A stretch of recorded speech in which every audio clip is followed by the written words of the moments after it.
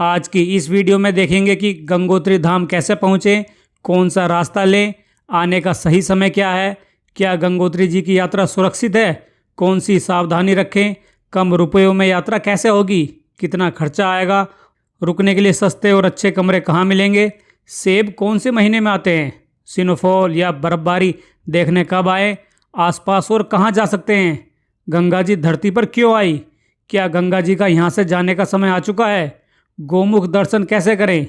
इन सब सवालों के जवाब इस वीडियो में मिलने वाले हैं। साथ ही और भी ऐसी बहुत सी जानकारी होगी जो शायद आपको पहले ना पता हो। मित्रों, वीडियो लंबी है लेकिन मैं दावा करता हूँ कि अगर आपने ये पूरी देख ली तो गंगोत्री और उत्तराखंड की ऐसी जानकारी हो जाएगी जिससे कि जो है आप दूसरों को भी ज्ञान दे सकते हैं।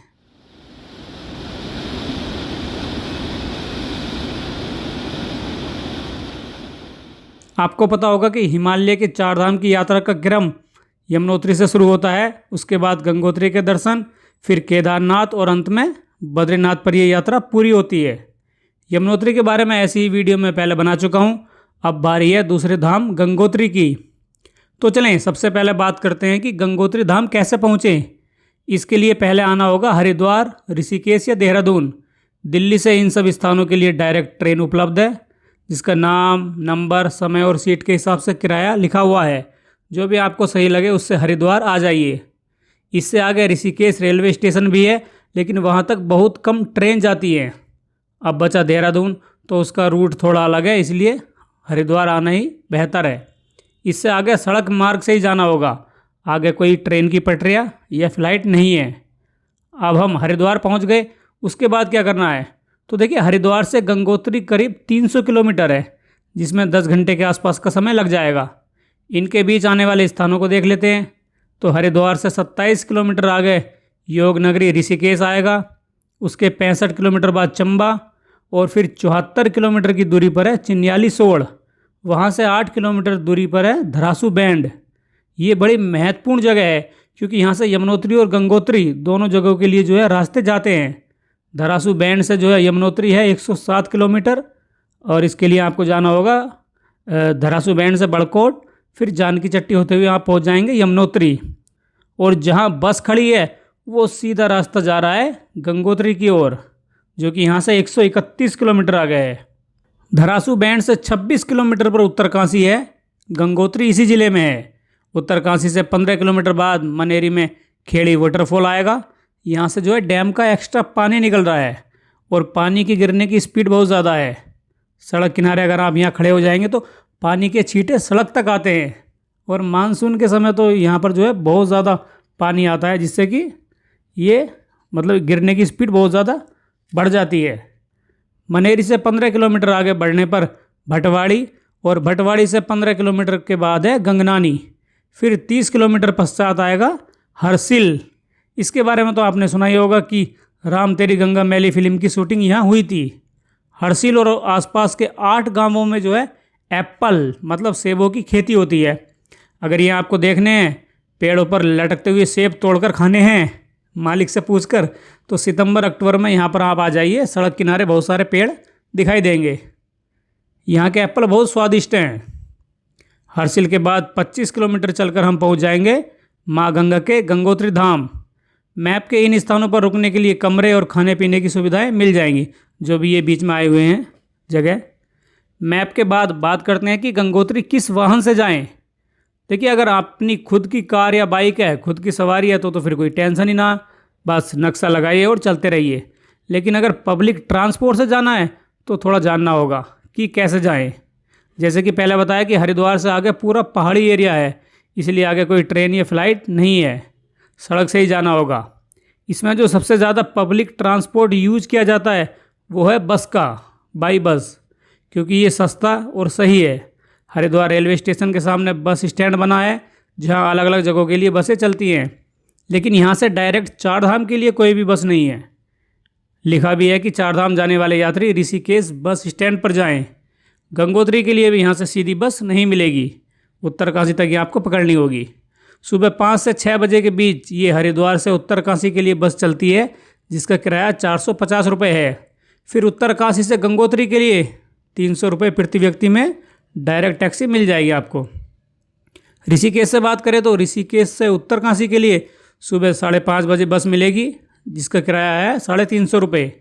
जब मैं गया था तो ऋषिकेश से गंगोत्री तक कोई डायरेक्ट बस नहीं चल रही थी, पर अब सुनने में आया है कि सीधा गंगोत्री तक करीब 600 रुपये में बस आपको मिल जाएगी। लेकिन डायरेक्ट वाली ये बस केवल सुबह 5 से 6 बजे के बीच ही मिलती है। अगर ये छूट गई तो फिर आपको बीच वाली बस पकड़नी होगी, जो कि उत्तरकाशी तक जाएगी। इसलिए अगर मई जून यात्रा के पीक सीज़न में आ रहे हैं तो एक दिन एडवांस में टिकट बुक करा कर रख लें, ताकि सीट कंफर्म हो जाए। और अगर जुलाई के बाद आते हैं तो भीड़ कम हो जाती है, तो कुछ घंटे पहले भी आकर यहाँ पर टिकट मिल जाएगी। अगर ऋषिकेश से गंगोत्री सीधी बस ना मिले तो उत्तरकाशी वाली में बैठ जाइए। उसके बाद वहाँ से गंगोत्री के लिए 300 रुपये में शेयरिंग टैक्सी मिल जाएगी। वैसे उत्तरकाशी के बस स्टैंड पर गंगोत्री जाने वाली बसों का टाइम लिखा हुआ है।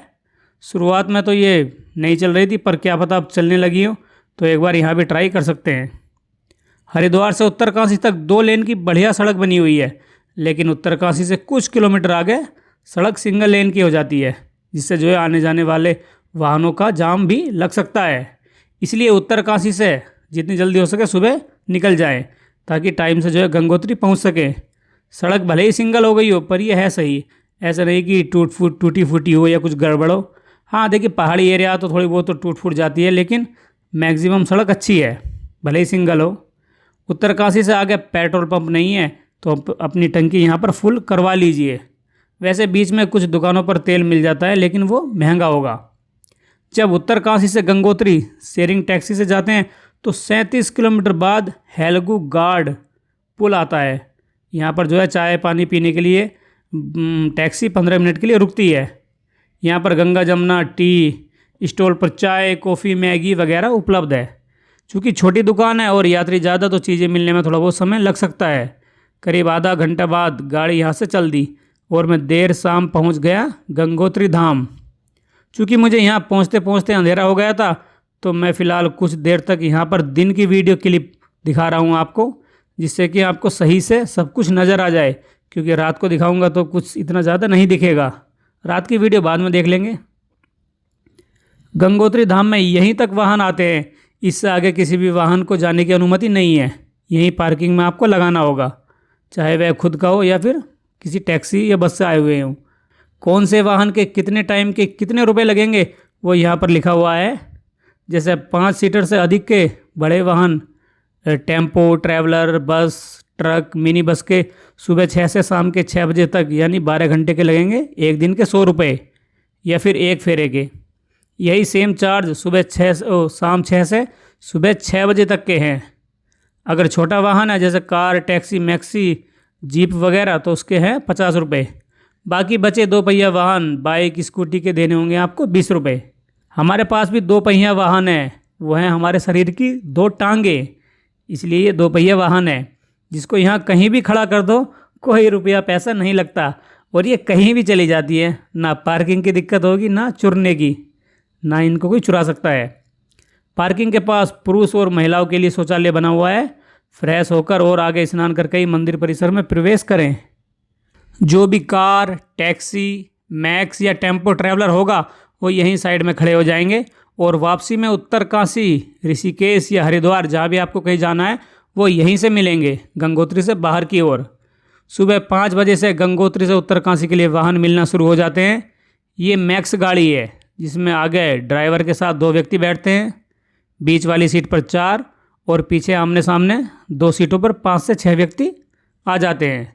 इस तरह कुल मिलाकर इसमें देखें तो 11 से 12 सवारी आ जाएंगी इसके अंदर। इसके चलने का कोई फिक्स टाइम नहीं है, जब फुल भर जाएगी तभी चलेगी। ऐसे नहीं कि भैया कोई 5 बजे चलेगी, 6 बजे चलेगी, जब भर दो तभी ले चलो। टेम्पो ट्रैवलर अंदर से कुछ ऐसा दिखता है। मुझे मैक्स के मुकाबले ये ज़्यादा ठीक लगा, क्योंकि इसमें सबकी अलग अलग सीट है, तो कोई दिक्कत बैठने में नहीं होगी, और स्पेस भी ज़्यादा है। इसलिए अगर मैक्स और टेम्पो ट्रैवलर दोनों में से किसी एक का चयन करना हो जाने के लिए, तो आप कोशिश करें कि टेम्पो ट्रैवलर में बैठ जाएं। किराया दोनों का सेम है, और इसमें 12 यात्री एक साथ बैठते हैं। सूचित किया जाता है, जिन यात्रियों का रजिस्ट्रेशन हो चुका है, कृपया वो अपना रजिस्ट्रेशन वेरीफाई करवा लें। रजिस्ट्रेशन के बारे में अनाउंस हो रहा है कि जिन यात्रियों का रजिस्ट्रेशन हो चुका है कृपया वो अपना रजिस्ट्रेशन वेरीफाई करवा लें। मित्रों, चारधाम यात्रा के लिए रजिस्ट्रेशन या पंजीकरण कराना अनिवार्य है। ऑनलाइन वेबसाइट से बहुत आसानी से हो जाएगा, जो कि वेबसाइट है registration@touristcare.uk.gov.in। उसको यहाँ पर दिखाइए, ये स्कैन करके वेरीफाई हो जाएगा। रजिस्ट्रेशन आपके लिए है ताकि संख्या के आधार पर यात्रियों की व्यवस्था की जा सके और कुछ घटना होने पर लोकेशन का पता चल सके। काफ़ी संख्या में तीर्थयात्री आ रहे हैं। मैं मंदिर के कपाट खुलने के दिन गया था तो शुरुआती 10 दिनों के भीतर ज़्यादा श्रद्धालु नहीं आते। 10 दिनों के बाद संख्या धीरे धीरे करके बढ़ने लगती है। पुरुषों के साथ साथ महिलाएं भी यहाँ पर काफ़ी आती हैं। रजिस्ट्रेशन कराने के बाद आगे मंदिर की ओर पैदल चलते हैं, जो कि यहाँ से करीब आधा किलोमीटर है। यहाँ से गंगोत्री धाम शुरू होता है। ये गंगोत्री धाम का एंट्री गेट है। अंदर प्रवेश करते ही रास्ते के दोनों तरफ दुकानें, रेस्टोरेंट और रुकने के लिए होटल मिलना शुरू हो जाते हैं। दुकानों पर प्रसाद, चुन्नी, गंगा जल के लिए बोतल, सिंदूर और भी बहुत सारी चीज़ें उपलब्ध हैं। आगे भी खाने पीने से लेकर खरीदने तक की बहुत सारी चीज़ें जो हैं इन दुकानों में मिलती रहेंगी। मैदानी एरिया के मुकाबले यहाँ पहाड़ों पर चीज़ें की कीमतें थोड़ी ज़्यादा होती हैं, क्योंकि चीज़ों को नीचे से ऊपर लाते हैं तो अतिरिक्त खर्चा हो जाता है और रिस्क भी है, इसलिए यहाँ पर रेट बढ़ जाते हैं। इतनी ऊंचाई पर ये सब मिल रहा है, ये भी अपने आप में एक बड़ी बात है। रुकने के लिए होटलों की पूरी जानकारी की वीडियो इससे अगले एपिसोड में देखेंगे कि कहाँ रुकें, कमरा कितने रुपए में मिलेगा, नाम क्या है और होटल वाले का मोबाइल नंबर सहित सभी धर्मशालाओं के बारे में जिक्र करेंगे अगली वीडियो में। बाकी कुछ होटलों का जिक्र भी इस वीडियो में होगा, खासकर GMVN का। पहाड़ों पर ऊपर बर्फ़ पड़ी है, लाइव बर्फ़बारी देखने को जो है आगे मिलेगी। तभी देखेंगे कि स्नोफॉल के लिए कब आना है। यहाँ आपका सवाल हो सकता है कि तूने तो पीछे ये बोला था कि इससे आगे कार या अन्य वाहन नहीं जाते, तो फिर ये क्यों खड़े हैं?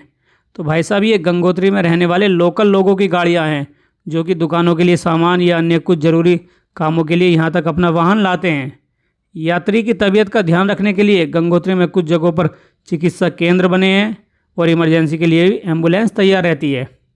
पास में गोमुख के ऑफलाइन परमिट के लिए रेंज ऑफिसर का कार्यालय है। गोमुख यात्रा के लिए परमिशन सुबह 8 बजे से 10 बजे तक और शाम 5 से 7 बजे तक मिलती है। लेकिन यहाँ लिखा था कि सिंगल मतलब अकेले व्यक्ति को जो है परमिट नहीं दिया जाएगा। ये तो यार नाइंसाफ़ी है सिंगल व्यक्ति के लिए, लेकिन ऐसा नहीं है, क्योंकि ये यात्रा थोड़ी कठिन है ना, तो साथ में और भी कोई होना ज़रूरी है ताकि एक दूसरे का ध्यान रख सकें। यात्रा पर निकलने से एक दिन पहले यहाँ आकर पूछ लीजिएगा कि गोमुख यात्रा खुली है या बर्फबारी के कारण ये बंद तो नहीं है, क्योंकि मैंने 4 दिनों तक इंतज़ार किया पर हैवी स्नोफॉल के चलते गोमुख यात्रा नहीं हो पाई। पिछले वर्ष भी स्नोफॉल के चलते हम भोजवासा तक ही पहुँचे थे, वहीं से हमें वापस आना पड़ा। इस बार तो यात्रा शुरू भी नहीं कर पाया मैं। गंगोत्री से आगे सब कुछ बंद जो था। दुख तो है, पर कोशिश करूँगा कि इस वर्ष तो गंगा मैया के उद्गम स्थल पर दर्शन करने में पहुँच ही जाऊँ। पिछली बार 4 किलोमीटर रह गई थी बस। गंगोत्री से गोमुख 18 किलोमीटर का ये मैप है, देख लीजिए कि कितनी दूरी पर कौन सा स्थान है। अगर कभी आप जाते हैं तो थोड़ा बहुत ये सहायता कर सकता है। सड़क के एक और ATM बना है और दूसरी साइड पर है सूर्यकुंड, गौरीकुंड, हिरण्यगर्भ, कलादीर्घ और पांडव गुफा के लिए जाने वाला रास्ता। ये जगह बहुत फेमस है, जब इनकी ओर चलेंगे तो बात करेंगे। जानकारी के लिए बता दूं कि ATM तो है, पर पूरी तरह से विश्वास नहीं कर सकते कि इनमें रुपया या कनेक्टिविटी होगी भी या नहीं, क्योंकि मैदानी इलाकों में भी कई बार ATM काम नहीं करते। और ये तो है भी पहाड़ी के आखिरी छोर पर, जहाँ कभी भी कुछ भी हो जाए, बिजली और पावर बैकअप की दिक्कत भी आ सकती है। इसलिए अपने पास पहले से ही कैश रखें ताकि कोई परेशानी ना हो, और ऑनलाइन पेमेंट के भरोसे भी ना रहें। कुछ दुकानदार तो ले लेते हैं ATM, पेटीएम, गूगल पे वगैरह से, लेकिन ज़्यादातर जो है रुपए मांगते हैं। मोबाइल सिम जियो और एयरटेल के नेटवर्क यहाँ पर थोड़े बहुत ठीक ठाक आ जाते हैं, लेकिन इसका मतलब ये नहीं कि 5G चलेगा या 4G प्लस चलेगा। भाई स्पीड थोड़ी कम रहती है, वैसे इतना भी कम नहीं रहती। आपका काम जो है, जिस किसी को भी वीडियो कॉल करनी हो या कुछ भी करना हो, वो यहाँ पर हो जाएगी। मैंने खुद यहाँ पर रहकर 3 वीडियो जो है यूट्यूब पर अपलोड की थी। कभी जल्दी हो जाती थी तो कभी थोड़ा बहुत टाइम लगता था, पर जो है आपका काम चल जाएगा। नीचे गंगा जी प्रवाहित हो रही हैं। वैसे इस स्थान पर ये गंगा नहीं कहलाती, यहाँ से ये जो है भागीरथी नाम से जानी जाती है। जब देवप्रयाग में अलकनंदा और भागीरथी जी के मिलने के बाद जो एक रिवर आगे बढ़ती हैं, उनको हम कहते हैं गंगा जी, यानी कि गंगा जी का नामकरण हुआ है देवप्रयाग में। गंगोत्री धाम में किसी भी समय आ रहे हों, गर्म कपड़े जरूर रखें। दिन में भले ही सर्दी ना लगे, लेकिन रात में जो है काफ़ी ठंड बढ़ जाती है। अगर गर्म कपड़े नहीं ला रहे हैं या फिर कुछ खरीदना है तो यहाँ पर जो है काफ़ी दुकानों पर ये बिकते हुए मिल जाएंगे। सर से लेकर पैर तक की हर चीज़ें यहाँ पर उपलब्ध हैं। एक नॉर्मल चीज़ जो होती है, पहाड़ों पर बारिश होती रहती है तो रेनकोट अवश्य लेकर आएँ, वो भी 2 पीस वाला, मतलब पैंट और शर्ट पर अलग अलग पहनने वाला, ऊपर और नीचे जो 2 पीस का मिलता है। साथ ही ज़्यादा सुरक्षा के लिए छाता और वाटरप्रूफ ग्लव्स भी ले सकते हैं। ये सब आपको गौमुख यात्रा में भी काम आएगा। यहाँ से नीचे वाला रास्ता सूर्य कुंड और पांडव गुफा के लिए जा रहा है। चलने में अगर असमर्थ हैं, कोई बीमारी है, तो सहायता के लिए व्हील चेयर भी यहाँ पर उपलब्ध हैं, जिसके रुपए यहाँ लिखे हुए हैं। जैसे डंपिंग जोन से गंगोत्री मंदिर तक एक तरफ के 225 रुपये और दोनों साइड के हैं 450 रुपये। पकौड़ा नाला से मंदिर तक के 200, एक तरफ के और दोनों तरफ के 400 रुपये। लास्ट में स्वामी विवेकानंद ट्रस्ट हॉस्पिटल से गंगोत्री मंदिर के लगेंगे 100 और 200 रुपये आना जाना के। मार्ग पर खाने पीने के लिए शुद्ध शाकाहारी रेस्टोरेंट बना है यहाँ पर काफ़ी सारे, जहाँ पर जो है नॉर्थ साउथ हर तरह का खाना मिल जाएगा। सब्जी तो ठीक ठाक है, पर दाल कुछ ज़्यादा पतली नहीं हो गई। खैर ये भी बेचारे क्या करें, चीज़ें जो है यहाँ पर लिमिटेड रहती हैं, तो यहाँ पर ये थोड़ा पानी ऐड कर देते हैं। 150 रुपये में कुछ इस तरह की थाली मिलेगी। आमतौर पर रेस्टोरेंट में खाने के लिए क्या और किस रेट में मिलता है, उसका ये एक सैंपल है। वीडियो रोक कर देख लीजिए कि आपको क्या खाना है तो और उसका कितना रेट है। ये बता रहे थे कि गंगोत्री में खाने में जो है प्याज लहसुन कुछ नहीं मिलेगा पूरे गंगोत्री में। ये बिल्कुल सात्विक खाना है। करीब आधा किलोमीटर पैदल चलने के बाद सामने फूलों से सजा है माँ गंगा का गंगोत्री मंदिर। अंदर प्रवेश करके मुख्य मंदिर की ओर चलते हैं। मंदिर से पहले जूता चप्पल स्टैंड बना है, वहाँ पर जो है फ्री में जूता उतार कर मंदिर में प्रवेश करें। कुछ लोग जो है वहाँ नहीं उतारते, तो जो है वो एंट्री गेट के पास आगे अपना जूता या चप्पल निकाल देते हैं। ये मंदिर परिसर है जहाँ पर माँ गंगा के अलावा कुछ और मंदिर भी बने हैं, जिनको थोड़ी देर बाद देखेंगे। अभी जो है बर्फबारी का आनंद लेते हैं। मित्रों, आज है 22 अप्रैल 2023। आज गंगोत्री मंदिर के कपाट खुले हैं। वो पीछे हमारे गंगोत्री मंदिर है। और सबसे अच्छी बात यह है कि यहाँ हो रही है स्नोफॉल, अच्छी खासी बर्फबारी हो रही है। और देखिए, मोबाइल में शायद ना दिख पा रही हो, लेकिन यहाँ बर्फ़ ठीक ठाक पड़ रही है। और ये पिछले 2-3 दिन से ऐसी बर्फबारी जारी है और शायद 1-2 दिन और अभी बर्फ़ पड़ेगी। तो अगर आप आने का प्लान बना रहे हैं गंगोत्री और बर्फ़ देखना है तो भाई साहब आ जाइए। इससे अच्छा मौका नहीं मिलेगा बर्फ़ का। हो सकता है कि बाद में रास्ते बंद हो जाए, बंद तो नहीं होंगे फ़िलहाल, लेकिन बर्फ़ देखने का ये सबसे अच्छा मौका है। पहले से ही यहाँ पर GMVN का होटल मैंने बुक करा रखा था, तो ये उसी के बाहर का वीडियो है। सामने गंगोत्री मंदिर है। गंगोत्री में स्नोफॉल बर्फबारी देखना चाहते हैं तो कपाट खुलने के शुरुआती दिनों, मतलब अप्रैल लास्ट या मई फर्स्ट वीक में आ जाइए। इसके बाद कपाट बंद होने के आखिरी महीने जैसे अक्टूबर या नवंबर में भी जो है स्नोफॉल के चांस रहते हैं। बाकी आपके लक पर डिपेंड करेगा। बर्फ़ के मामले में इतने लकी हूँ मैं कि जहाँ भी जाता हूँ बर्फ़ पड़ ही जाती है। बर्फ़ के मामले में बड़ा लकी हूँ, इसलिए अगर किसी को बर्फ़ देखनी हो तो मेरे साथ आ जाए, वो स्नोफॉल हो जाएगी। अब रुकने की व्यवस्था के बारे में जानते हैं। देखिए, गंगोत्री में कहाँ रुकें, होटल का नाम और कॉन्टैक्ट नंबर क्या है, जैसे कि मैंने पहले बताया, इनकी सबकी डिटेल अगली वीडियो में देंगे। फिलहाल यहाँ पर गढ़वाल मंडल विकास निगम GMVN के होटलों को देख लेते हैं। तो गंगोत्री में GMVN के 2 होटल हैं। पहला है ये GMVN गंगोत्री जनता यात्री निवास, जो बिल्कुल गंगोत्री मंदिर के पास ऊपर की साइड बना है। सामने गंगोत्री मंदिर है। गंगोत्री मंदिर को बिल्कुल नज़दीक से देखना चाहते हैं तो उत्तराखंड सरकार का ये होटल आपके लिए सही रहेगा। GMVN के यात्री निवास के अंदर चलते हैं। एंट्री गेट पर रिसेप्शन है, जहां रजिस्ट्रेशन में आपकी डिटेल लिखी जाएगी। साइड में रेस्टोरेंट भी है, लेकिन ये फ़िलहाल बंद है, तो आपको खाना खाने के लिए बाहर ही निकलना होगा। नीचे एक रूम में कई सिंगल बेड हैं, इनको कहते हैं डोरमेट्री। एक बेड का किराया 500 रुपये है, जो कि जुलाई अगस्त में घटकर 400 रुपये हो जाता है। बाकी समय 500 ही रहेगा। अगर आप सिंगल हैं तो मंदिर के पास रुकने का ये सस्ता और अच्छा ऑप्शन हो सकता है। ऊपर भी डोरमेट्री के 2 रूम बने हैं, रूम नंबर 101 और 102। इनकी ऑनलाइन बुकिंग हो जाएगी GMVNonline.com से। सीढ़ियों से ऊपर चलेंगे तो सामने 2 कमरे हैं। इन इकोनॉमी कमरों का एक रात का किराया 1100 रुपये है। डोरमेट्री की तरह जुलाई अगस्त में इनमें भी जो है 100 रुपये की गिरावट आ जाती है, 1000 रुपये में मिल जाएंगे। कमरा अच्छा खासा लंबा चौड़ा है, स्पेस बहुत है। सामने डबल बेड है, लेकिन वहाँ पर जो रजाई गद्दे हैं ना, उनमें थोड़ी सी जो है साफ़ सफाई की कमी है, मतलब थोड़े से गंदे जैसे लग रहे हैं। तो अगर इन पर थोड़ा ध्यान दिया जाए तो ज़्यादा ठीक रहेगा। शायद क्या पता ऐसा होता हो कि धूप कम निकलती है तो यहाँ पर ये जल्दी से नहीं सूखते होंगे, तो इसलिए पुराने यहाँ पर डाल रखे हैं। पर फिर भी एक्स्ट्रा कंबल, रजाई, गद्दे इनको रखने चाहिए, ताकि जो है यात्रियों को अच्छे कपड़े दिए जा सकें ओढ़ने के लिए, क्योंकि भैया पूरी रात बेड पर रहकर इनको ओढ़ना है, मुंह ढककर भी सोते हैं बहुत सारे, तो जो है कपड़े ठीक होने चाहिए। बैठने के लिए 4 कुर्सी और 2 मेज़ें लगी हैं। यहाँ गर्मियों में भी ठंडी रहती है, तो पंखे या एसी की कोई ज़रूरत नहीं होगी। बाथरूम में भी काफ़ी स्पेस है। बालकनी से बाहर का कुछ ऐसा व्यू दिखता है। रात की स्नोफॉल ऊपर पहाड़ों पर जमी है। थोड़ी देर बाद यहाँ से निकलकर गंगोत्री धाम के आसपास के स्थानों को देखने चलेंगे। होटल के सामने ही जो है मंदिर है, थोड़ा जूम करते ही ये स्पष्ट नज़र आ जाएगा। जैसे जैसे गंगोत्री से गोमुख ऊंचाई की ओर जाते हैं, वैसे वे जो है बर्फ़ बढ़ने लगती है, इसलिए सामने पहाड़ों पर इतनी बर्फ़ पड़ी है। चूँकि GMVN में बस 2 ही रूम हैं इस होटल में, तो अगले दिन मैंने इनसे पूछा तो बोल रहे थे कि जो है इनकी बुकिंग फुल है, मतलब यहाँ पर कमरे अभी नहीं मिलेंगे फ़िलहाल कल के लिए। तो मुझे फिर से कोई दूसरा होटल ढूंढना था। तब GMVN के नीचे बना था ये the great Ganga guest house, मुझे ये होटल दिखाई दिया, तो मैंने सोचा कि क्यों ना इसमें ट्राई कर लूँ। और ये बिल्कुल मंदिर के सामने भी है। ठीक है, तो मैं इसके अंदर गया और पूछा कि भाई साहब कितने का रूम है। तो ये देखिए 2 मंजिला होटल है, ऊपर और नीचे दोनों अलग अलग रूम बने हुए हैं। चेकआउट समय लिखा है 11 बजे का। डबल बेड का यहाँ पर रूम मुझे मिला 1000 रुपये में। जुलाई अगस्त में ये और भी ज़्यादा सस्ता हो जाएगा। सामने खिड़की से गंगोत्री मंदिर के दर्शन हो रहे हैं। इनके अलावा पास में और भी काफ़ी सारे होटल हैं, इनमें भी ट्राई कर सकते हैं। ये बाथरूम है।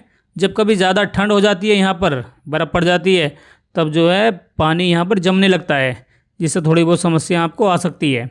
इसी होटल में डबल बेड और सिंगल बेड का ये रूम, मतलब 3 बेड का ये रूम अलग से मिलेगा आपको 1500 रुपये में। बाकी डिपेंड करेगा कि कौन से मौसम में आ रहे हैं। जैसे यात्रा शुरू होने के 10 दिन तक सामान्य रेट रहते हैं, फिर मई जून में ये जो है काफ़ी महंगे हो जाते हैं। तो चलें अब गंगोत्री मंदिर परिसर के अंदर प्रवेश करते हैं। गंगोत्री मंदिर के कपाट 22 जुलाई को खुले थे। आरती का समय है और ऊपर से स्नोफॉल हो रही है। ऐसा लग रहा है कि जैसे कपाट खुलने पर माँ गंगा ऊपर स्वर्ग से अपना जल बर्फ़ के रूप में नीचे प्रवाहित कर रही हो। ये वाकई में अद्भुत नज़ारा है। बर्फबारी के बीच भी श्रद्धालु जो है माँ गंगा का आशीर्वाद लेने आए हुए हैं।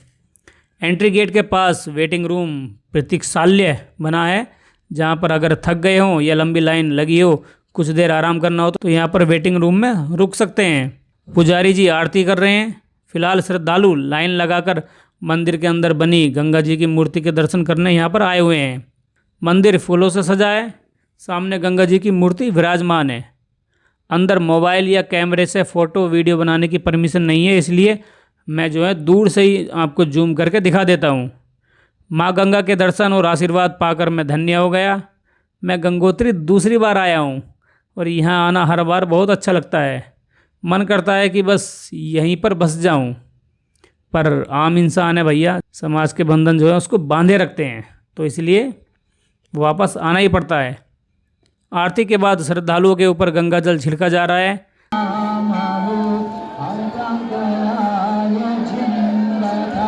दर्शन करके तीर्थ यात्री वापस अपने कमरों की तरफ लौट रहे हैं। जाते जाते कुछ लोग प्राचीन अखंड धुना लेकर जाते हैं, जिसका जीर्णोद्धार हुआ था अक्टूबर 2018 में। मंदिर को डिटेल के साथ थोड़ी देर में जानेंगे। अभी मंदिर के नीचे गंगा जी के पास चलते हैं, जहाँ पर पहले दर्शन होंगे प्राचीन भागीरथ तपस्थली के। गंगा जी के धरती पर आने का इतिहास इस तपस्थली से जुड़ा है। साइड में श्री रिद्धि सिद्धि विनायक श्री गणेश जी का मंदिर है। गणेश जी के बाद मुख्य स्नान घाट, मुख्य पूजा स्थल की ओर बढ़ते हैं, जहां गंगा जी बह रही हैं। यहां पर श्रद्धालु स्नान करते हैं। उत्तरकाशी के जिलाधिकारी की यहां पर एक चेतावनी लिखी है कि मां गंगा में किसी भी प्रकार के नए पुराने वस्त्र न प्रवाहित करें, यह दंडनीय अपराध है। इसके लिए 5000 रुपये तक जुर्माना वसूला जा सकता है। लेकिन फिर भी कुछ यात्री साड़ी या अन्य कपड़े गंगा जल में यहाँ पर बहा देते हैं। उनकी श्रद्धा है, ठीक है, लेकिन गंगा जी को हमें साफ भी तो रखना है ना, ताकि ये सदियों तक स्वच्छ एवरल होकर ऐसे ही निरंतर बहती रहें। गंगा जी के घाट की साफ सफाई हेतु चाहे तो कुछ दान भी दे सकते हैं। अगर आपको गंगा घाट पर सायकालीन धारा आरती करानी है तो परिवार के साथ चार्ज है 1100 रुपये और विशेष पर्व पर 2100 रुपये लगेंगे। और अगर समस्त 6 माह की करानी है तो 3100 रुपये की धनराशि यहाँ पर वर्णित है। यहाँ पर आकर एक अलग ही सुख और शांति मिलती है।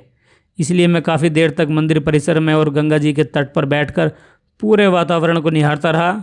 स्नोफॉल अभी भी चल रही थी और रात भी हो चुकी थी, इसलिए जो है मुझे वापस आना पड़ा।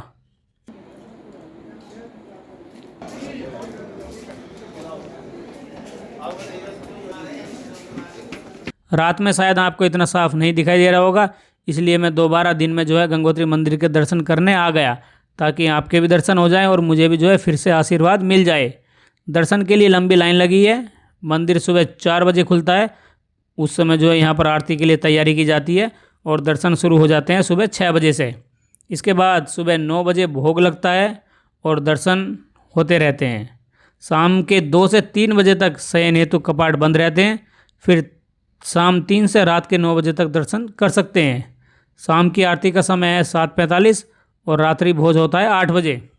सफ़ेद रंग से रंगा गंगा मैया का मुख्य मंदिर 20 फीट ऊंचा है, जिनके ऊपर त्रिशूल नुमा 4 कलश लगे हैं। सामने एक हिस्से पर सोने की छत है। आज का ये जो मंदिर है बहुत समय पहले वैसा नहीं था। तब गंगा जी की जो धारा है, गंगा धारा की यहाँ पर पूजा की जाती थी। शंकराचार्य जी ने गंगा जी की मूर्ति स्थापित की। धीरे धीरे गंगोत्री की महिमा चारों ओर बढ़ती गई। तब श्रद्धालुओं के भारी निवेदन पर 18वीं सदी में गढ़वाल गोरखा सेनापति अमर सिंह थापन जी ने जो है यहाँ पर मंदिर का निर्माण करवाया। समय बीतने के साथ साथ मंदिर में कुछ टूट फूट होती रही, जिसको जो है 20वीं सदी में जयपुर के राजा माधो सिंह द्वितीय ने ठीक कराया। मंदिर के सामने शिव जी, गंगा जी, भागीरथ जी, गणेश जी और नंदी जी बने हैं। शिव जी का गंगा जी को धरती पर लाने में बहुत बड़ा योगदान है। नीचे अर्पण में शालीमार बाग, दिल्ली निवासी 2 व्यक्तियों का नाम लिखा है। शायद ये बनवाने में इन लोगों ने सहायता की होगी। गंगोत्री मंदिर के साइड में शिवालय है, जिसके अंदर नंदी जी, शिव जी, शिवलिंग और नाग देवता बने हैं।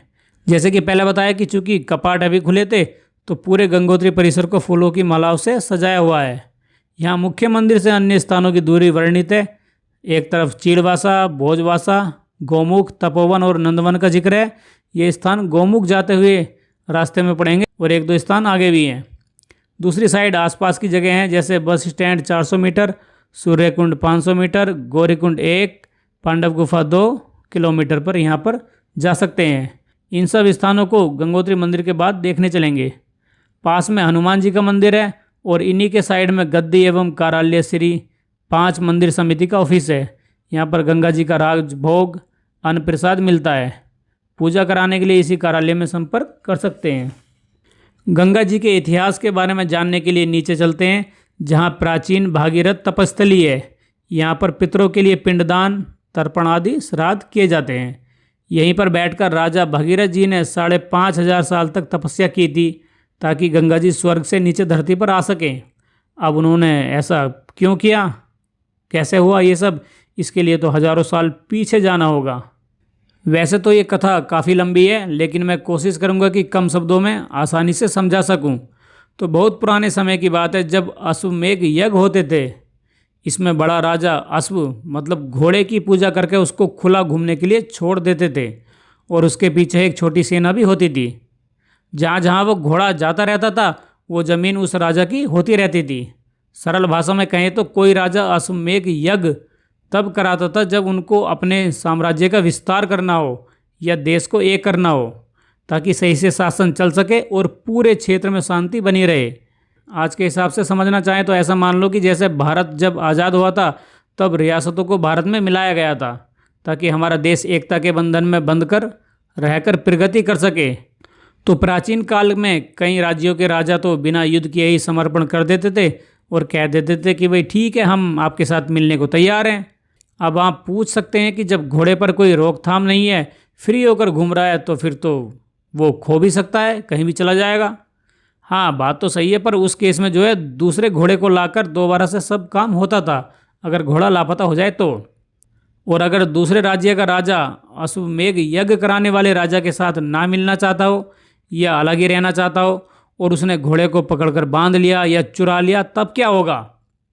कोई दूसरा राजा तो कह सकता है ना कि अरे ऐसा कैसे, मैं तो ना मिल रहा तुम्हारे साम्राज्य में, कर लो क्या करो।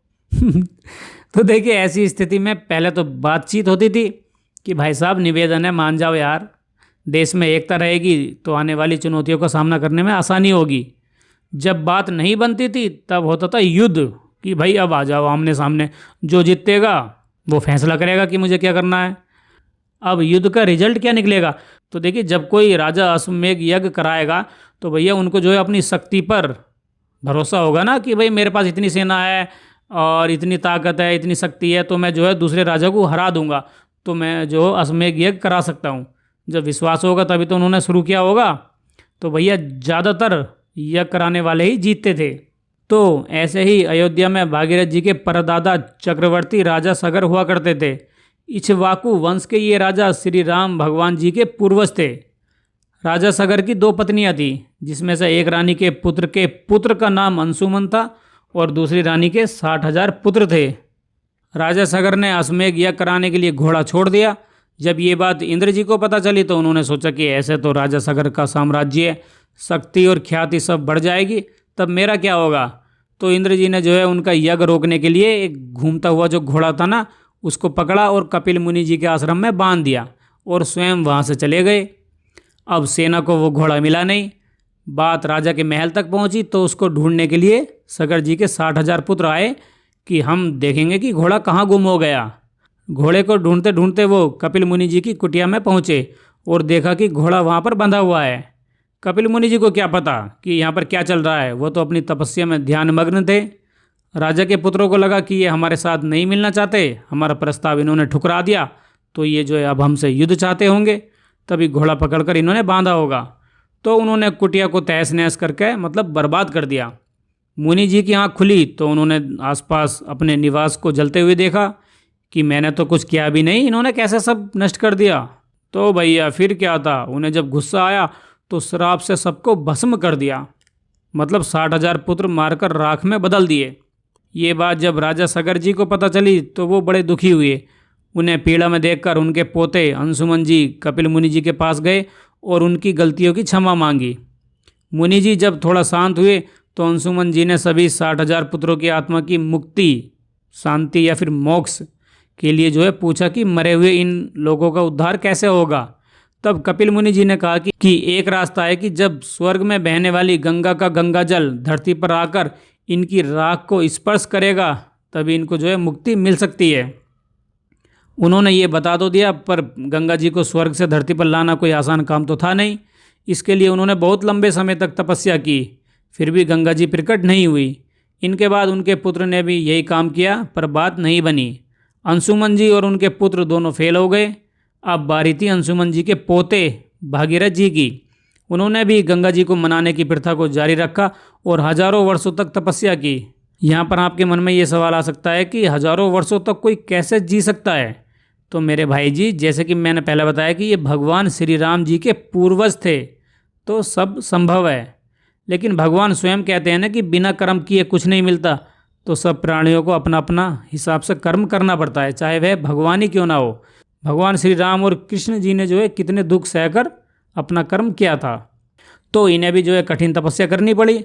तब कहीं जाकर ब्रह्मा जी ने दर्शन दिए और कहा कि हे भगीरथ, गंगा जी अगर स्वर्ग से धरती पर अवतरित होंगी तो जल का वेग, रफ्तार इतनी ज़्यादा होगी कि धरती झेल नहीं पाएगी।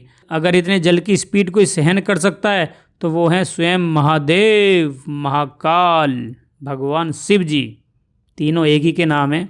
गंगा जी ने कहा कि मैं स्वर्ग से नीचे आ तो जाऊं, पर अगर इतनी ज़्यादा मात्रा में जल सीधा नीचे धरती पर गिरेगा तो धरती पर जो है महाप्रलय आ जाएगी, मतलब धरती डूब जाएगी। इसलिए शिव जी की तपस्या करो ताकि वो अपनी जटाओं में मेरे जल को समेटकर फिर धरती पर नीचे उतार सकें। भागीरथ जी ने ऐसा ही किया। हजारों वर्षों तक बहुत दुख दर्द सहकर कठोर परिश्रम और सच्चे मन से जो है शिव जी की तपस्या करने लगे। जिस शिला पर वो खड़े होकर तपस्या करते थे उसको आज भगीरथ शिला बोलते हैं। यही जो आप देख रहे हैं।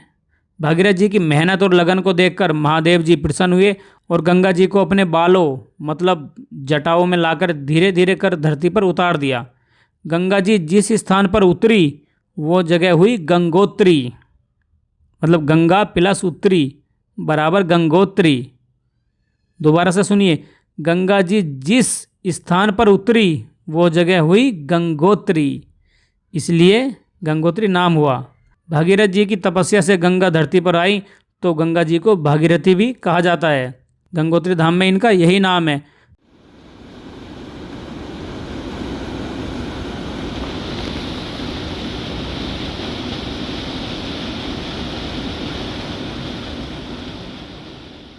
तो फिर गंगा नाम कहाँ से शुरू होता है?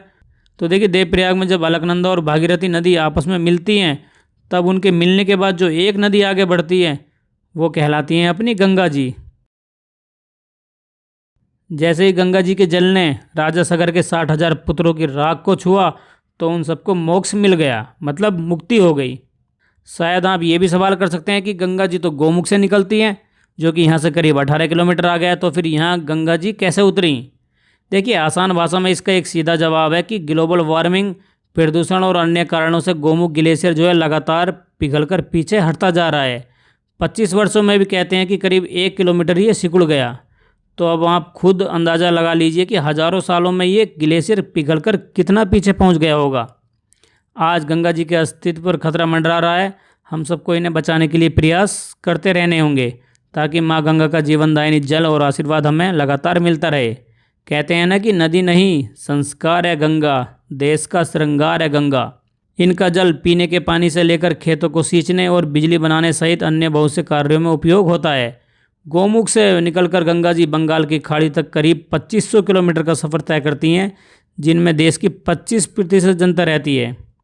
ये उत्तराखंड, उत्तर प्रदेश, बिहार, मध्य प्रदेश, पश्चिम बंगाल, बांग्लादेश और नेपाल तक प्रवाहित होती हैं, जिसको मैंने बहुत सरल भाषा में और कम शब्दों में समझाने का प्रयास किया है। इसलिए अगर कहीं कुछ बात छूट गई हो या फिर कुछ गलती रह गई हो तो उसके लिए सॉरी। पहले गंगा आरती थोड़ी छूट गई थी, इसलिए यहाँ पूरी कर लेते हैं। आरती में आगे बैठने के लिए समय से आधा घंटा पहले आएंगे तो ज़्यादा अच्छा होगा। आगे से सही से गंगा जी की मूर्ति और आरती दिख जाती है।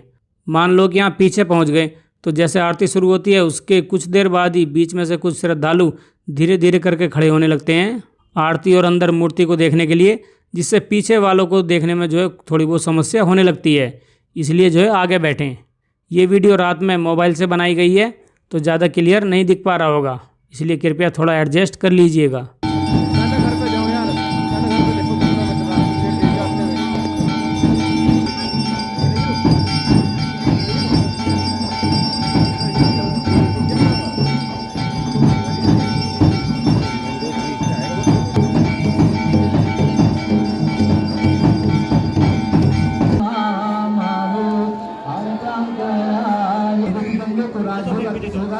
आप सभी यात्रियों से निवेदन कृपया यथास्थान बने रहें।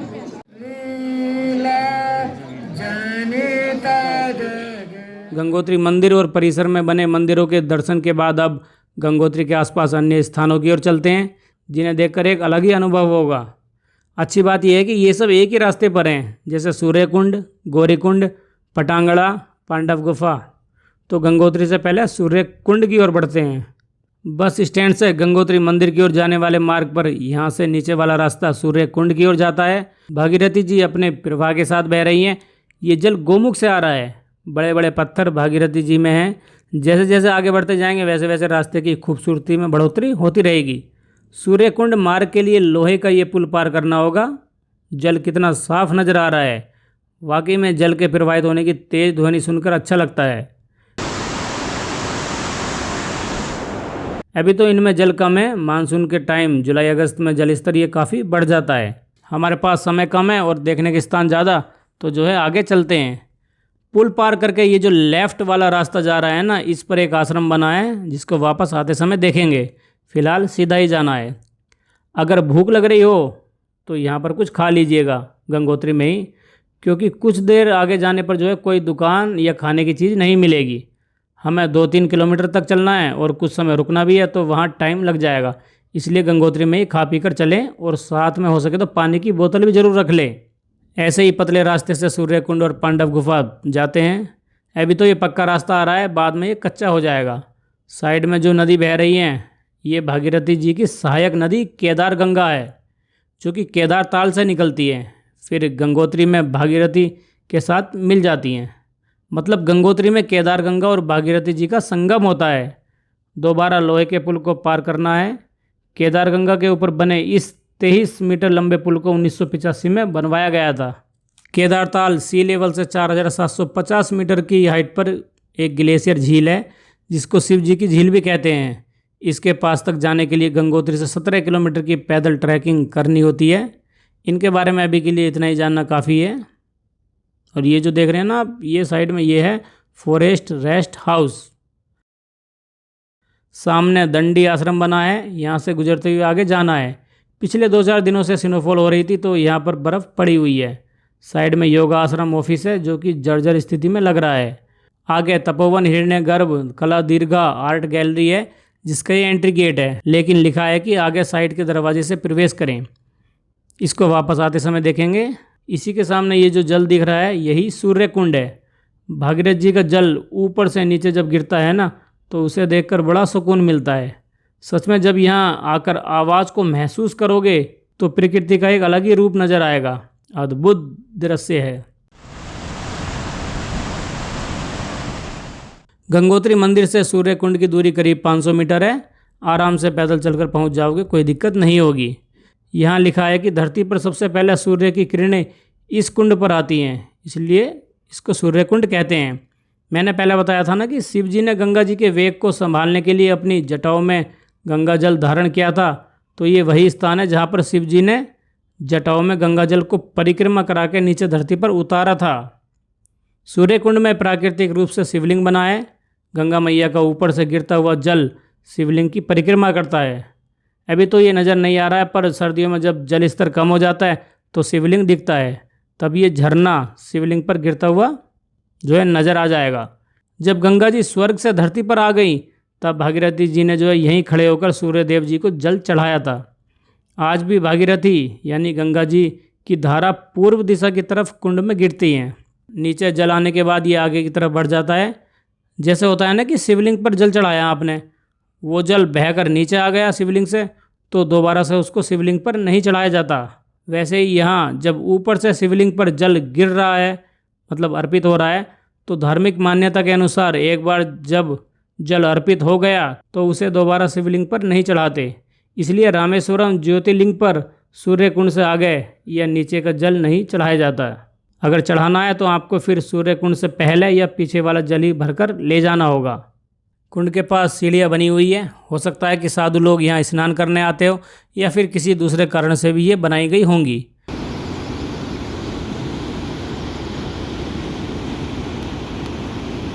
सूर्य कुंड के पास श्री माँ दुर्गा मंदिर में भी जा सकते हैं। सूर्य कुंड को प्रणाम करने के बाद आगे बढ़ते हैं। अभी बहुत कुछ देखना बाकी है। ये GMVN का टूरिस्ट रेस्ट हाउस होटल है। ऑनलाइन बुक करते समय इस होटल का नाम आएगा GMVN गंगोत्री। दोबारा ध्यान दीजिए कि गंगोत्री मंदिर के बिल्कुल पास वाले होटल का नाम है GMVN गंगोत्री यात्री निवास, और मंदिर से 500 मीटर इसका नाम है GMVN गंगोत्री। तो कन्फ्यूज मत होइएगा। ये काफ़ी बड़ा होटल है, जिसमें डिलक्स रूम का एक दिन का किराया 2800 रुपये है। रूम के फ़ोटो चल रहे हैं, तो अंदाज़ा लगा लीजिए कि अंदर से कमरा कैसा होगा। इसके बाद डॉर्मेट्री मिलेगा, जिसमें एक बेड के देने होंगे 500 रुपये। अगर इन दोनों में नहीं रुकना तो 1100 रुपये में जो है तो मीडियम बजट का इकोनॉमी रूम उपलब्ध है। लेकिन गंगोत्री मंदिर से इतनी दूर आकर यहाँ रूम लेना ठीक रहेगा या नहीं, ये आप खुद देख लेना है। यहाँ पर एक 2800 रुपये में फैमिली रूम भी है। इन सब कमरों की ऑनलाइन बुकिंग की वही वेबसाइट है gmvnonline.com। GMVN से पटांगड़ा और पांडु गुफा करीब 1.5 किलोमीटर आगे है। इनकी तरफ जाने से पहले पास में 100 मीटर दूरी पर गौरीकुंड की ओर चलते हैं। वहीं पर गौरी गणेश गुफा भी है। वहाँ तक पहुँचने के लिए थोड़ा नीचे उतरना होगा। रास्ता कच्चा और कठिन है, इसलिए सावधानी से चलें। ऊपर से बर्फ़ भी पड़ी है, तो जो है फिसलन का रिस्क भी है। मैं आराम से कदम बढ़ाते हुए नीचे पहुँच गया। ये श्री गौरी गणेश गुफा है, जिसमें स्वामी सुखदेवानंद सरस्वती जी का नाम भी लिखा हुआ है। जैसे यहाँ पर नाम लिखा है ना, वैसे ही इससे आगे और भी कई गुफाएं आएंगी जिसमें साधु संत लोग तपस्या करते हैं।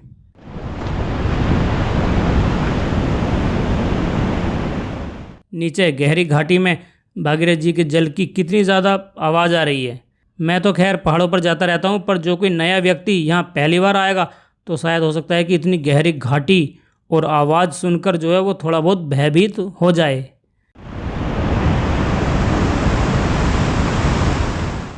पानी के पाइप को उस पार पहुँचाने के लिए बीच में लकड़ी डाली गई है। सामने की चट्टान पर अगर ज़्यादा ध्यान दोगे तो ऐसा प्रतीत होगा कि जैसे गणेश जी की आकृति बनी हो, गणेश भगवान जी की। कहते हैं कि इसके नीचे भी जल के अंदर प्राकृतिक शिवलिंग बना है। बाकी कुछ मान्यताएं सूर्य कुंड के जैसी ही हैं। नीचे बहता जल मुझे सही से नहीं दिखाई दे रहा है, लेकिन ज़्यादा आगे जाकर झांकने में भी तो खतरा है ना, कहीं मैं नीचे ना जा पड़ूं। और अगर गिर गया तो भैया फिर गंगा माता के दर्शन स्वर्ग में ही होंगे। फिर तो सोचा कि शायद आगे जाकर सही से दिख सके, लेकिन नीचे ज़्यादा कुछ नज़र नहीं आ रहा था। इसलिए मैंने वहीं खड़े होकर अपने एक्शन कैमरा की छड़ी को लंबा किया और नीचे ले जाने लगा कि उसके माध्यम से ही कुछ थोड़ा बहुत दिख जाए। लेकिन घाटी इतनी गहरी और संकरी थी कि स्पष्ट नज़र नहीं आ रहा था। लेकिन मैं इतनी जल्दी हार मानने वाला तो था नहीं। थोड़ा और आगे गया, लेकिन बर्फ़ बढ़ती जा रही थी जिससे फिसलन के चांस भी थे, इसलिए आगे जाने में जो है समस्या हो रही थी। तब मैं थोड़ा सा अलग गया और वहीं से फिर से गोप्रो की स्टिक लंबी करके वीडियो बनाने लगा। आपको ये स्टिक मतलब छड़ी दिख रही होगी कि कैसे कैसे परछाई में जा रही है। ठीक है, ये मैंने जो है पूरी खोल दी थी ताकि नीचे कुछ दिख जाए। इससे भी बात नहीं बन पाई। तब अपना फ़ोन उठाकर ये वीडियो क्लिप बनाई और जूम करता गया कि कुछ ना कुछ तो दिखाई देगा ही, और मैं बिना जल देखे हुए यहाँ से जाऊँगा भी नहीं। इस बार थोड़ी सफलता मिली और नीचे स्पीड से बहता हुआ जल दिखाई दे गया। देखो तो सही कितनी तेज़ी से बह रहा है। चलो, कुछ तो मेहनत वसूल हुई। इसी संतुष्टि के साथ मैं फिर से ऊपर GMVN की ओर आ गया और पटांगड़ा पांडु गुफा की तरफ बढ़ने लगा, जो कि यहाँ से 1.5 किलोमीटर आ गया है। ये श्री राम बाबा योगाश्रम ट्रस्ट का बोर्ड लगा है। यहाँ से पेड़ों की संख्या बढ़ने लगेगी, जंगल शुरू हो जाएगा। हरे भरे पेड़ों, घाटियों और प्रकृति की लुभावनी सुंदरता को देखते हुए पता भी नहीं चलेगा कि कब वहाँ पांडु गुफा पहुँच गए। रास्ता है ही इतना ज़्यादा शांत और खूबसूरत। वैसे जगह जगह पत्थरों पर निशान लगाए गए हैं कि कहाँ से होकर जाना है, फिर भी हो सकता है कि थोड़ा बहुत इधर उधर निकल जाओ, इसलिए कोशिश करें कि अकेले ना आए।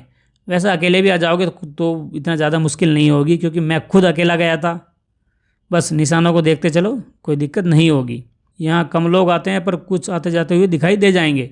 अगर कोई आपको समस्या हो रही है रास्ता ढूंढने में, तो आने जाने वालों से पूछ लीजिए। अप्रैल लास्ट के समय भी यहाँ पर बर्फ़ पड़ी हुई है। सोचो सर्दियों में क्या हाल होता होगा, चारों तरफ बर्फ़ ही बर्फ़ होगी। सामने 10 MLD सीवेज ट्रीटमेंट प्लांट है। इसमें MLD का मतलब है मिलियन लीटर प्रतिदिन। यहाँ पानी प्योर होकर शायद गंगोत्री में सप्लाई होता होगा। यहाँ से आगे रास्ता फिर छोटा हो गया है और साइड में गहरी खाई है, तो जो है ध्यान से चलना होगा। जैसे कहते हैं ना कि गंगा जी का बुलावा आया है इसलिए हम गंगोत्री जा रहे हैं, वो बात तो ठीक है, पर यहाँ सावधानी से चलें ताकि नीचे रुढ़क कर गंगा जी के पास खुद ना पहुँच जाए। सही अवस्था में पहुँचो, इधर उधर रुड़का कर नहीं। पटांगड़ा ज़्यादा दूर नहीं है, धीरे धीरे चलते रहिए। नीचे भागीरथी जी प्रवाहित हो रही हैं। सूर्य कुंड में नीचे गिरने के बाद ये ऐसे ही आगे बढ़ती रहती हैं। गंगा जल के बीच में आने वाले पत्थर जल से बिल्कुल सफ़ेद हो गए हैं। जूम करके देखेंगे तो ऐसा लग रहा है कि जैसे कोई बड़ा सा बर्फ़ का गोला यहाँ पर रखा हो। लगातार जल के संपर्क में रहने पर ये सफ़ेद हो गए। अभी तो यात्रा शुरू हुई है, आगे भी कुछ अलग अलग दृश्य देखने को मिलेंगे। रास्ते में कहीं कहीं पर चढ़ाई उतराई आती रहेगी। थोड़ा दूर आगे जाकर जंगलों में प्लेन रास्ता हो जाएगा। जहाँ हम चल रहे हैं उससे दूसरी ओर नदी के पार गंगोत्री वाली सड़क है। मतलब अब मैं गंगोत्री से हरसिल की ओर जाने वाली सड़क के समानांतर चल रहा हूँ। यहाँ से आगे रास्ता समतल हो जाएगा, इसलिए पांडव गुफा की ओर जाने वाले निशानों को देखते चले ताकि गुम ना हो जाएं। कितना बड़ा पत्थर है, इससे जो है और भी काफ़ी बड़ा एक आगे पत्थर आएगा। जैसे कि पहले बात की थी कि इस रास्ते पर कई अन्य गुफाएं भी आती रहती हैं, तो मैंने सोचा कि इनमें से ही कोई एक पांडव गुफा होगी। स्पष्ट रूप से कोई निशान नहीं बने थे, तो मैं भटक कर यहाँ पर पहुँच गया ऊपर की तरफ, और जाना था मुझे नीचे। देखने पर पता चला कि ये स्वामी ज्ञानंद भारती जी की गुफा है, जिस पर वर्ष लिखा है 1990। शिला के नीचे गेट लगा है और बाहर रोटी बनाने के लिए चूल्हा भी है। आया तो मैं इस गुफा पर रास्ता भूलने से था, पर यहाँ आकर सही लगा, क्योंकि पता चला कि जो लोग सन्यासी होकर घर परिवार छोड़ देते हैं, तो उनमें से कुछ लोग साधु संत बनकर यहाँ गुफाओं में रहकर तपस्या करते हैं। जो लोग वीडियो देख रहे हैं, अगर उनमें से किसी की भी सब कुछ त्याग कर यहाँ आने की इच्छा है, तो अपने हिसाब से कोई गुफा ढूंढ लेना या फिर बना लेना। मैंने भी सोचा था कि अकेले रहकर भारत भ्रमण करके जीवन व्यतीत करूँगा, लेकिन भैया ये समाज कुछ करने ही नहीं देता। थोड़ा सा अलग चलना चाहो तो समाज कहता कि आजा भाई, कहाँ चल रहा है, तू भी हमारी ओर चल, जहाँ हम चल रहे हैं ना अंधी रेस में, तू भी हमारे साथ भाग। वो संदीप महेश्वरी जी की लाइन है ना कि दुनिया का सबसे बड़ा रोग क्या कहेंगे लोग, ये काम इतना आसान नहीं है, बहुत मुश्किल है। अब अगर मैं इससे ज़्यादा और कुछ कहूँगा तो आप बोलोगे कि ये तो ज्ञान बांट रहा है, तो भैया इस बात को यहीं पर रोक देते हैं। कुछ दूर मुझे दूसरी गुफा दिखाई दी। अब इंटरेस्ट बढ़ने लगा था, तो सोचा कि इसको भी देख लेता हूँ। ये प्राकृतिक गुफा नहीं है, मतलब बनाई गई है ये आदमियों के द्वारा, इंसानों के द्वारा। इसको लकड़ी, पत्थर और टीन से बनाया गया है। अब नीचे मुख्य रास्ते की तरफ वापस चलता हूँ ताकि पांडव गुफा पहुँच सकूँ। वो इनमें से सबसे बड़ी नेचुरल गुफा है, देखोगे तो हैरान हो जाओगे। कुछ स्थानीय पुरुष, महिलाएं और बच्चे गुफा की ओर जा रहे थे, तो दोबारा से मैं रास्ता ना भूल जाऊं, इसलिए कुछ दूर तक इनके मैं पीछे चलता रहा। इस स्थान पर नमामि गंगे योजना वृक्षारोपण के अंतर्गत 2018-19 में 1200 पौधे लगाए गए हैं। यहीं से पटांगड़ी क्षेत्र शुरू होता है, जो कि थोड़ा आगे और साफ नज़र आ जाएगा। गंगोत्री हाईवे पर जहां बस खड़ी है, वहां ऊपर से नीचे तक झरना बह रहा है। मोबाइल से जूम करके देखते हैं।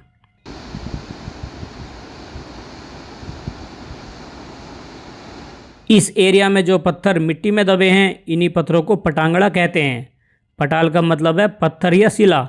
ये कुछ दूरी तक ऐसे ही ज़मीन में फैले हुए हैं, तो पटालों का यहाँ पर एक आंगन सा बन गया, जो कि बहुत पहले समय ज़्यादा साफ दिखाई देते होंगे, लेकिन बाद में बारिश से मिट्टी यहाँ पर आती गई और ये नीचे धीरे धीरे करके दबते चले गए। वैसे तो यहाँ पर बहुत सारे हैं, लेकिन आज इनमें से कुछ ही यहाँ पर दिखाई देंगे। सोचो कि जब ये ऊपर से ही इतने बड़े हैं, तो नीचे कितनी गहराई तक होंगे। कुदरत की भी माया विचित्र होती है, पता नहीं कैसे कैसे राज अपने भीतर छुपाए रखती है। पटांगड़ा में शायद गंगा तुलसी के पौधे भी हैं। इनको रगड़कर जब सूंघते हैं तो कहते हैं कि सांस फूलने से बचने और ऑक्सीजन की कमी में ये जो है हेल्प करते हैं। मैंने ऐसा किया तो नहीं, पर सुना था इसलिए बता दिया। यहाँ तो इन शिलाओं का आकार और ज़्यादा बढ़ गया है। पटांगड़ा से पांडव गुफा करीब 400-500 मीटर आगे है। चलते चलते गंगोत्री आने के सही समय के बारे में बात कर लेते हैं। वैसे तो माता के दरबार अप्रैल लास्ट या मई के फर्स्ट वीक से जो है शुरू होते हैं, और ये अक्टूबर लास्ट या नवंबर के फर्स्ट वीक तक खुले रहते हैं। इस दौरान आप कभी भी आ सकते हैं। फिर भी अगर जानकारी देनी हो तो मई में जो है बहुत ज़्यादा श्रद्धालु दर्शन करने आते हैं, जिससे रहने खाने पीने से लेकर हर चीज़ यहाँ पर महंगी हो जाती है, और मंदिर में दर्शन करने के लिए भी लंबी लाइन में लगना पड़ सकता है। इसलिए अगर सुविधाजनक और कम बजट में यात्रा करनी है तो इस समय आने से बचें। मई में आने का बस एक फ़ायदा हो सकता है, वो है स्नोफॉल का, क्योंकि अप्रैल से जो है मई में स्नोफॉल के चांस यहाँ पर रहते हैं। अगले महीने मिड जून तक भी जो है ये ऐसी स्थिति बनी रहती है, और आधे जून के बाद महंगाई में थोड़ी सी कमी आना शुरू हो जाती है। इसके बाद जुलाई अगस्त मानसून का सीज़न है, तो भारी बारिश के चलते लैंडस्लाइड होती रहती है, जिससे दिक्कत परेशानी आपको हो सकती है। और अगर रास्ता बंद हो गया तो यात्रा में 2-4 दिन एक्स्ट्रा भी लग सकते हैं। तो अगर जुलाई अगस्त में आ रहे हैं तो थोड़ी बहुत दिक्कत परेशानी हो सकती है, इसलिए जो है मानसून में आप 2-3 दिन एक्स्ट्रा लेकर चलें। अगले 2 महीने हैं सितंबर और अक्टूबर। ये गंगोत्री धाम दर्शन करने का सबसे अच्छा समय है, खासकर अक्टूबर का। इस दौरान भीड़ और महंगाई दोनों कम हो जाती है, जिससे दर्शन आसानी से हो जाएंगे। लेकिन अक्टूबर में ठंड बढ़ जाती है, इसलिए गर्म कपड़े ज़रूर लाएं। वो तो आप कभी भी आ रहे हैं वो साथ ज़रूर रखें। नवंबर से अप्रैल लास्ट तक सर्दियों में स्नोफॉल होने के चलते कपाट जो है बंद हो जाते हैं, मतलब यात्रा तब नहीं होती। कपाट बंद होने से पहले माता की मूर्ति को गंगोत्री से डोली यात्रा पर निकालकर हरसिल के पास मुखवा गांव में बने मंदिर में लाकर पूजा जाता है। यानी कि मुखवा गांव गंगा जी के सर्दियों का निवास स्थान है। अगर विंटर में आ रहे हैं तो मुखवा में ही गंगा जी की मूर्ति के दर्शन हो जाएंगे। विंटर में गंगोत्री धाम जाएंगे तो वहाँ पर ना के बराबर ही जो है होटल खुले मिलेंगे, चारों तरफ बर्फ़ ही बर्फ़ दिखाई देगी। जब यात्री नहीं जाते तो वहाँ लोग रहकर क्या करेंगे, इसलिए जो है वो लोकल लोग नीचे के स्थानों की तरफ आ जाते हैं। रास्ते से लेफ़्ट साइड में ये बड़ा पत्थर जैसा पहाड़ खड़ा है, इसकी ऊंचाई तो देखो आधे पेड़ तक ही जा रहा है, कितना विशाल है। थोड़ी देर इसके ही आकार को देखते रहो और सोचो कि यार ये कैसे बना होगा, यहाँ कैसे आया होगा। जो भी आपके मन में अच्छे विचार आ रहे हो वो यहाँ पर उनको बहने दो, मतलब सोचते रहो। इसी से थोड़ा आगे वाटरफॉल है या शायद रिवर है, चलो जो है, हमें तो ऊपर से नीचे पानी गिरता हुआ दिखाई दे रहा है तो वाटरफॉल ही मान लेते हैं। ठीक है, ऊपर से नीचे गहरी खाई में जल बह रहा है। मैं तो इस पत्थर से ज़्यादा आगे नहीं जा सकता, क्योंकि टीवी ऐड में भले ही डर के आगे जीत होगी, पर यहाँ तो डर के आगे सिर्फ मौत ही है, तो यहीं पर खड़े रहना बेहतर है। नीचे देखने के लिए मैंने फिर से वही अपना जुगाड़ अपनाया, गोप्रो की पूरी सेल्फी स्टिक खोल दी कि भैया जो है आगे का काम तुम करो, मतलब जो भी नीचे दिख रहा है उसकी वीडियो बना के लाओ, फिर हम देखेंगे कि आपने क्या रिकॉर्ड किया। कैमरे से हम बात कर रहे हैं। गोप्रो ने भी अच्छा काम करा, काफ़ी हद तक वीडियो नीचे की बना ली। इसके पास बना है गंगोत्री लघु जल विद्युत परियोजना, क्षमता लिखी है 2 × 50 किलोवाट की, मतलब यहाँ पर थोड़ी बहुत बिजली बनती है। सामने से ये कुछ ऐसा बना है।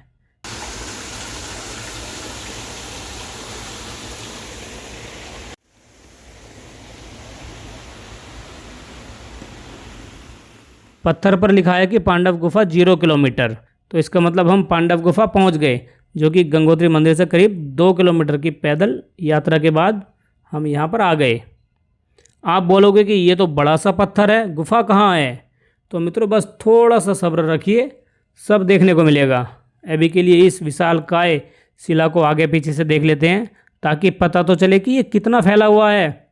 ये वीडियो क्लिप एक्शन कैमरे के अल्ट्रा वाइड एंगल से बनी है, तो असली आकार का अंदाज़ा लगाना थोड़ा सा मुश्किल है।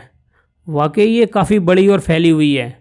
ऐसे तो शायद आपको अंदाज़ा ना लगे, पर जब इसके अंदर चलेंगे और देखेंगे कि अंदर क्या क्या है, तब आपको थोड़ा सा आइडिया लग जाएगा। जी हाँ, गुफा इसी के अंदर बनी है, जो कि अभी आप देखने वाले हैं। ये गुफा का प्रवेश द्वार है। शिला पर लिखा है जय श्री गंगा मैया, सत्यमेव जयते, सत्यम शिवम सुंदरम, जय श्री सीताराम, जय श्री 5 पांडव महाराज जी, जय श्री द्रौपदी मैया जी और बम भोले।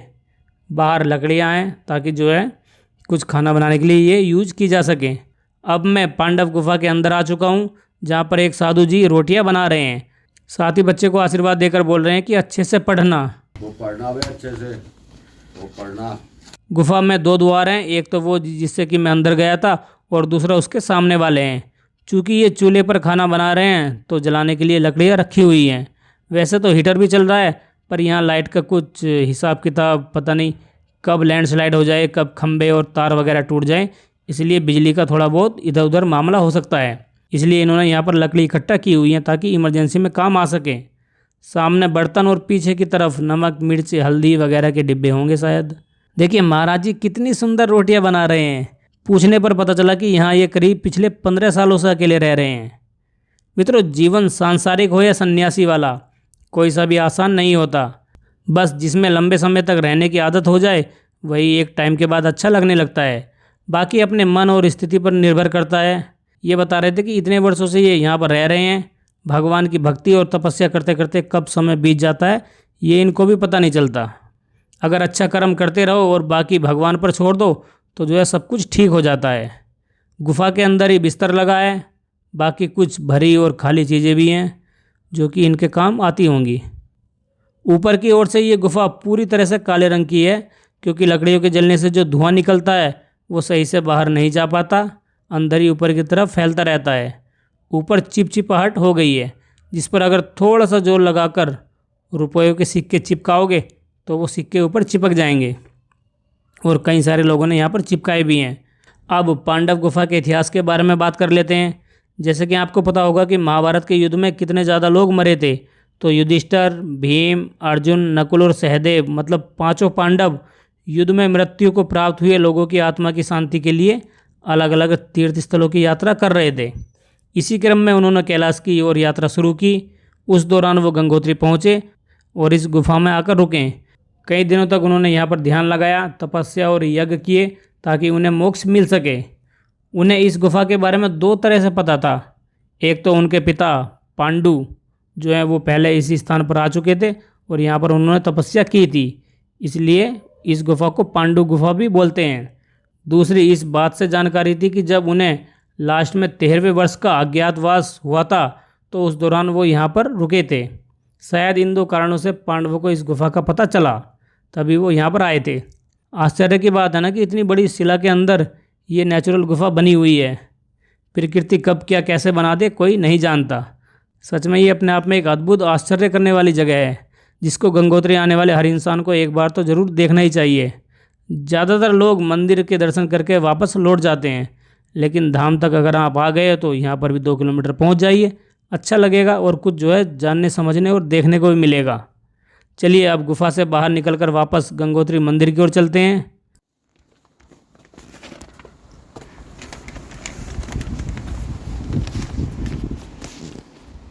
वापसी में ये पेड़ दिखा जिस पर बहुत सारी शाखाएं निकली हुई हैं। अच्छा लगा तो मैंने वीडियो बना ली। कितनी सारी शाखाएं हैं इसमें।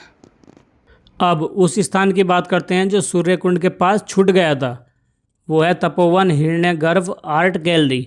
वीडियो भले ही लंबी हो रही हो, पर इस जगह के बारे में बात करना भी बहुत ज़्यादा ज़रूरी है, जिससे अपनी और आगे आने वाली पीढ़ियों को असली बदलाव का पता चल सके कि हमारे आसपास चल क्या रहा है। क्यों बेमौसम बारिश हो जाती है, क्यों बर्फ़ पिघल रही है, या वातावरण में क्या क्या चेंज हो रहे हैं, वो सब हमें इस दौरान पता लगने वाला है। एंट्री गेट सामने से नहीं साइड से है। पूरी डिटेल आगे देंगे। फ़िलहाल जान लीजिए कि इस 5 मंजिला आर्ट गैलरी में पिछले 60 से 70 सालों से हिमालय में जो बदलाव हुए हैं उनकी तस्वीरें लगी हैं। स्वामी सुंदरानंद जी ने गंगोत्री और गोमुख की 50,000 से ज़्यादा फ़ोटो खींची हैं। बदलाव का अंदाज़ा आप इस बात से लगा लीजिए कि स्वामी जी ने जब गोमुख की पहली तस्वीर खींची थी और जब लास्ट फ़ोटो ली तो गोमुख ग्लेशियर पिघलकर करीब 2 किलोमीटर पीछे सिकुड़ गया था, ऐसा वो कहते हैं। ये सब पिछले 70 सालों में हो चुका है। इनके अलावा उन्होंने अनेकों ग्लेशियरों, पहाड़ों, चोटियों, ताल, बुग्याल, जीवों और पहाड़ी संस्कृति समेत 10 से 20,000 फ़ोटो क्लिक की थी। अगर सभी फ़ोटो को ऐड कर दिया जाए इनके अलावा भी, तो इनकी संख्या करीब 2.5 लाख के आसपास होगी फ़ोटोओं की, जिनमें 6 से 7 दशकों में होने वाले बदलावों को देख सकते हैं। उस समय और अब के समय में ग्लोबल वार्मिंग की वजह से क्या परिवर्तन आए हैं, यहाँ कर आपको अच्छी तरह से पता चल जाएगा फ़ोटो के द्वारा। इन्होंने इतनी ज़्यादा तस्वीरें खींची कि उनका वज़न 800 किलो से ज़्यादा बताया जाता है। सोचो कि कहाँ तक ये इस आर्ट गैलरी में उन फ़ोटो को लगाएंगे। अभी बहुत सारी जो है फ़ोटो लगनी यहाँ पर बाकी हैं। फ़ोटो लेने की वजह से सुंदरानंद जी को फ़ोटोग्राफर बाबा के नाम से भी जाना जाता है। अमेरिका और यूरोप के कई देशों में इन्होंने प्रदर्शनी भी लगाई थी। ग्राउंड फ्लोर पर गैलरी के लिए ऑफिस, किचन और योगा हॉल बना है। पहले और दूसरे तल पर फ़ोटो गैलरी है। इसके ऊपर क्या है वो आगे देखेंगे। बाहर ये ध्यान टावर का निर्माण होना भी बाकी है, जो कि आने वाले कुछ महीनों में बनकर पूरा हो जाएगा। अब अंदर चलते हैं। जैसे जैसे तस्वीर आती जाएगी वैसे वैसे थोड़ा बहुत बात करते चलेंगे, जिससे कि समझने में आसानी हो। सुंदरानंद जी की स्वर्गीय श्री अटल बिहारी वाजपेयी जी के साथ फ़ोटो लगी है और नीचे एक किताब हाथ में है। ये स्वामी जी की 2002 में प्रकाशित थ्रू द लेंस ऑफ ए साधु नाम की किताब है, जिसमें उनके 60 वर्षों की 425 से ज़्यादा तस्वीरें हैं। इस पुस्तक का विमोचन उस समय के प्रधानमंत्री स्वर्गीय श्री अटल बिहारी वाजपेयी जी ने किया था। पुस्तक के विमोचन पर अटल बिहारी वाजपेयी जी का संदेश भी फ्रेम में लगाया गया है। पास में तत्कालीन विदेश मंत्री स्वर्गीय श्रीमती सुषमा स्वराज जी के साथ दीप प्रज्वलित करते हुए भी फ़ोटो है। यहाँ पर गंगोत्री और गोमुख की काफ़ी सारे चित्र लगे हैं। उत्तरकाशी में स्वर्गीय श्रीमती इंदिरा गांधी जी की फ़ोटो भी सामने है। देखिए इस पूरी बिल्डिंग में बहुत सारे फ़ोटो हैं, सबको दिखाना तो असंभव है, इसलिए मैं क्षमा चाहता हूँ। बहुत जल्दी करके थोड़ा बहुत दिखा देता हूँ।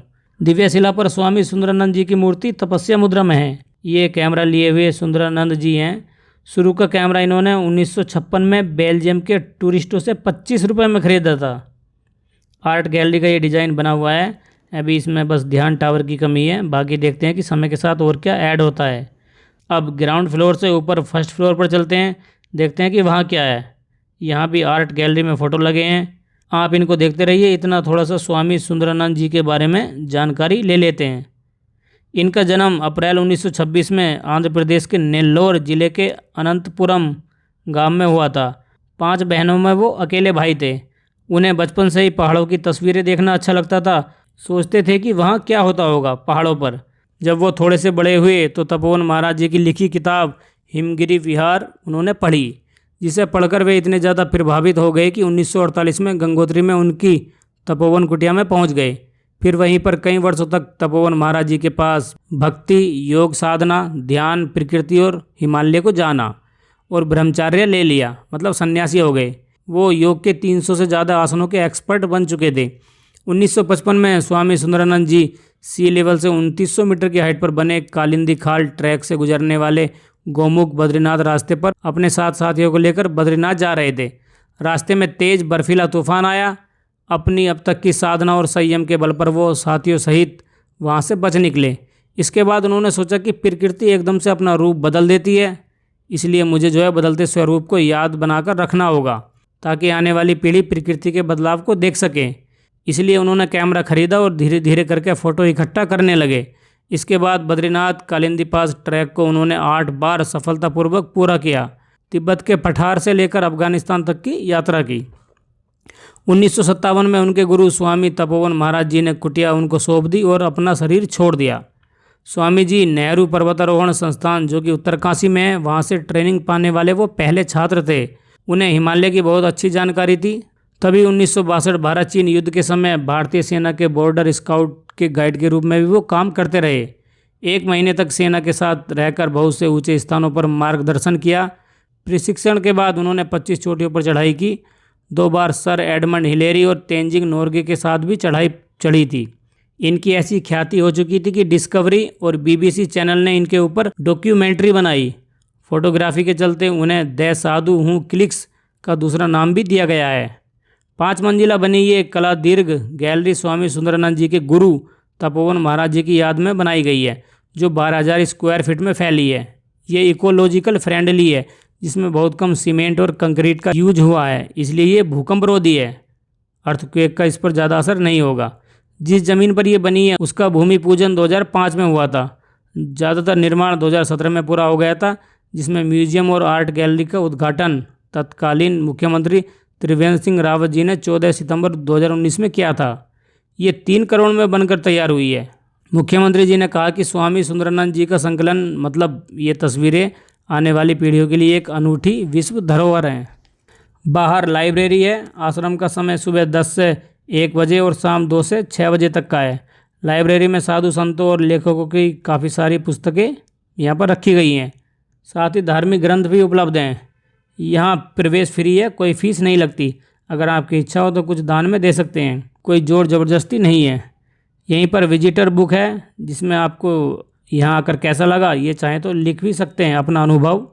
तो मैंने भी जो है यहाँ पर ये लाइन लिख दी। 97 वर्षीय सुंदरानंद जी का स्वर्गवास 23 सितंबर 2020 को देहरादून के हॉस्पिटल में हुआ था। उन्हें किडनी संबंधी बीमारी थी। जहाँ उनको भू समाधि दी गई वो जगह इसी के पास है, तपोवन कुटिया।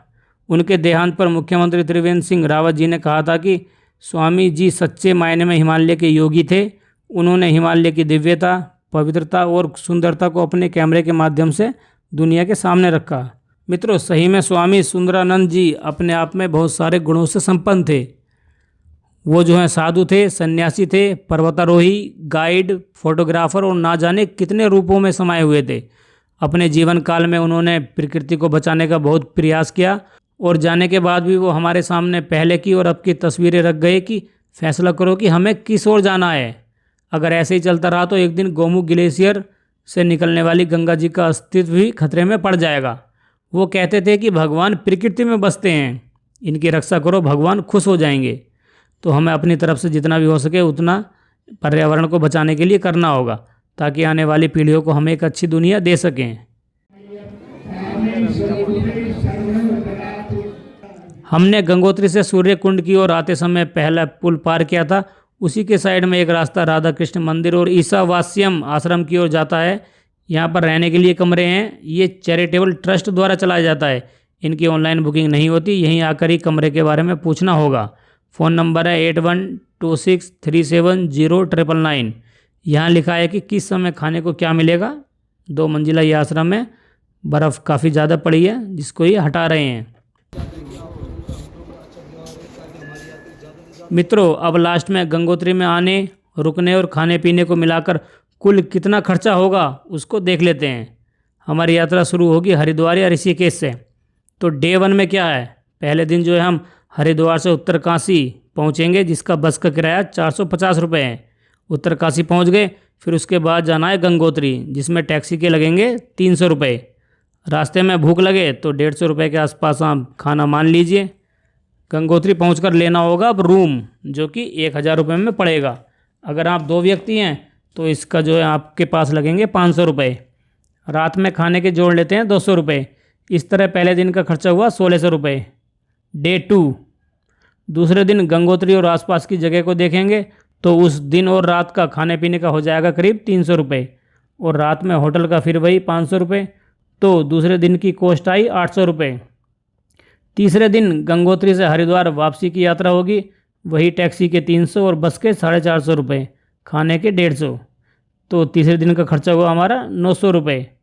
इस तरह हमारा 2 रात और 3 दिन का कुल मिलाकर खर्चा होगा 3300 रुपये। मतलब 3500 रुपये के आसपास आप मान लीजिए गंगोत्री यात्रा का खर्चा।